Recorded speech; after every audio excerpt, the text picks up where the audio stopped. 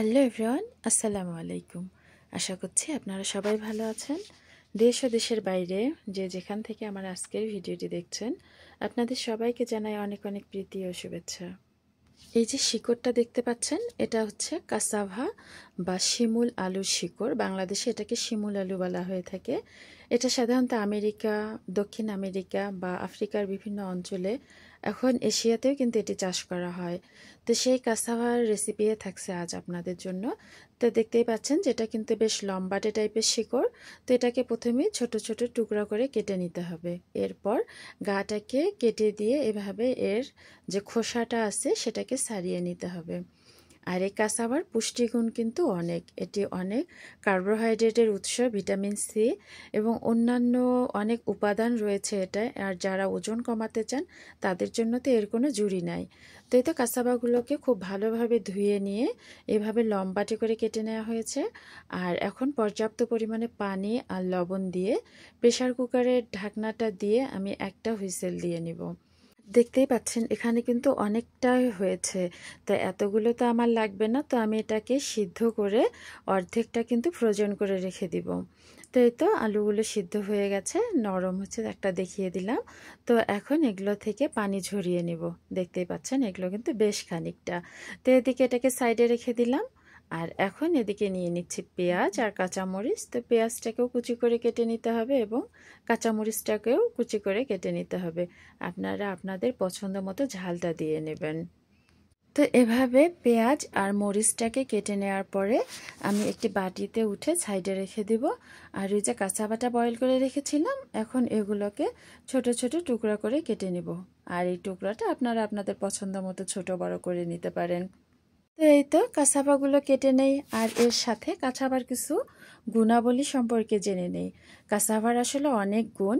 এর মধ্যে এটি হচ্ছে ভিটামিনের উৎস, ক্যান্সার প্রতিরোধক, রোগ প্রতিরোধ ক্ষমতা বৃদ্ধি করে, ডায়াবেটিক্স নিয়ন্ত্রণ করে, হৃদরোগ কমায়, হজমের সমস্যা দূর করে, হাড় মজবুত করে, আর ত্বক সুন্দর করে, শিল্পের কাঁচামালও হিসাবে ব্যবহার করা হয়।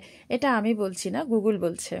তো এই তো এগুলোকে কেটে নিয়ে সাইডে রেখে দিয়েছি। এখন একটি কড়াইয়ে দিয়ে দিচ্ছি পরিমাণ মতো তেল। আর তেলগুলো দিয়ে এখন এই কাসাভাগুলোকে হালকা ভেজে নিতে হবে। তো দুই সাইড আমি সোনালি করে ভেজে নেব। আর চুলার আঁচ থাকবে মিডিয়াম টু লো এর মাঝে।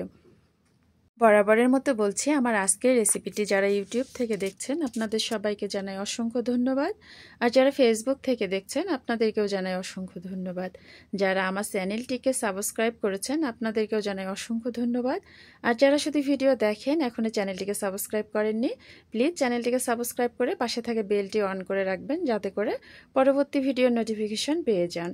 তো এই তো কথা বলতে বলতে কিন্তু আমাদের কাঁচাপাগুলো ফ্রাই করে নেওয়া হয়ে গেছে। এখন আমি তেল থেকে উঠিয়ে নিয়ে এটাকে সাইডে রেখে দিচ্ছি। আর ওই একই তেলের মধ্যে এখন দিয়ে দিচ্ছি এখানে আদা আর রসুন কুচি। এটা আমি অফ ক্যামেরায় কেটে নিয়েছিলাম। তো এগুলোকে একটু ভেজে নিচ্ছে, যখন এর থেকে সুন্দর একটা অ্যারোমা আসবে তখন দিয়ে দেব পেঁয়াজ।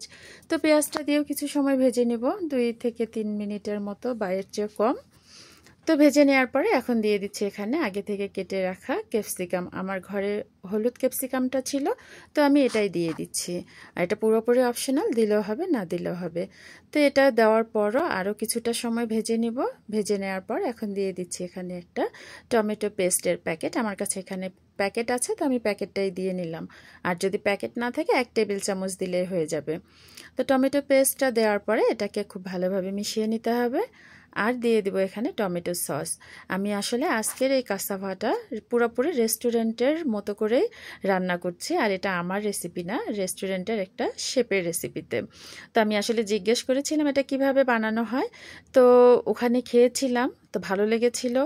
আর ওনার রেসিপিও নিয়েছিলাম। আর বাকিটা আমি আমার মতো করে এটাকে বানিয়ে নিলাম। তো টমেটো সস দিয়ে এখন এটাকে কিছুটা সময় একটু নাড়াচাড়া করে নিব। আর এখানে আরেকটু দিয়ে দেব চিলি সস। আর ঝাল লবণ সব কিন্তু আপনারা আপনাদের পছন্দ মতো দিয়ে নেবেন। তো যখন সসগুলো দেবেন চুলার জাল কিন্তু হাইয়ে রাখা যাবে না, কমিয়ে দিতে হবে, নয়তো সসগুলো পুড়ে যাবে। তো আমি দিয়ে দিলাম এখানে সামান্য গোলমরিচের গুঁড়া আর দিয়ে দিচ্ছি পাপরিকা। তো এই কয়েকটা উপাদান দিয়ে এটাকে একটু কষিয়ে নিতে হবে। আমি এখানে অফ ক্যামেরায় সামান্য পানি দিয়েছিলাম, বেশি না, অল্প পরিমাণে। তো পানিটা দেওয়ার পরে আমি এটাকে আবারও একটু কষিয়ে নিচ্ছি। আর এখানে দিয়ে দিচ্ছি পরিমাণ মতো লবণ। তো এটা মাখিয়ে নেওয়ার পরে এখন সে ভেজে রাখা কাসাভাগুলো দিয়ে দিচ্ছি এবং খুব ভালোভাবে মিশিয়ে নিচ্ছি। চুলার জাল রয়েছে মিডিয়াম টু লো এর মাঝে।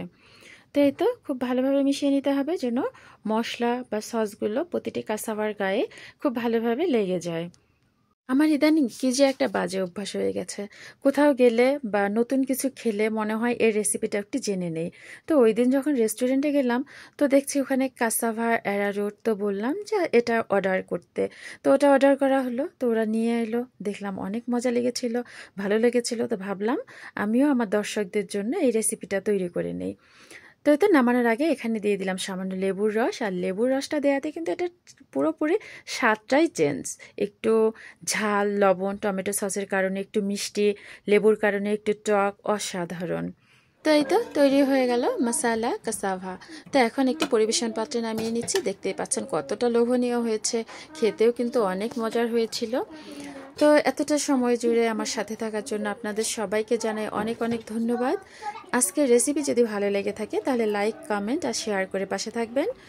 আর যারা ফেসবুক থেকে দেখছেন আমার পেজটিকে ফলো দিয়ে রাখবেন। সবাই ভালো থাকবেন, সুস্থ থাকবেন, সুন্দর থাকবেন, আমার জন্য দোয়া করবেন। আগামী রেসিপি দেখার আমন্ত্রণ জানিয়ে বিদায় নিচ্ছি। আল্লাহ হাফেজ, আসসালামু আলাইকুম।